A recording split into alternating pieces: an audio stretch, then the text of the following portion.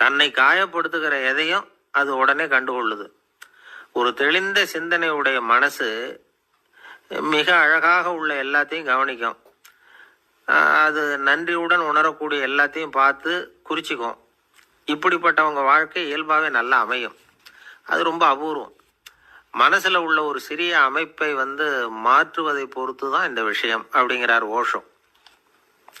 ஒரு யூத கோவில் இருந்துதான், அது யூதர்களின் மடமாகவும் இருந்தது.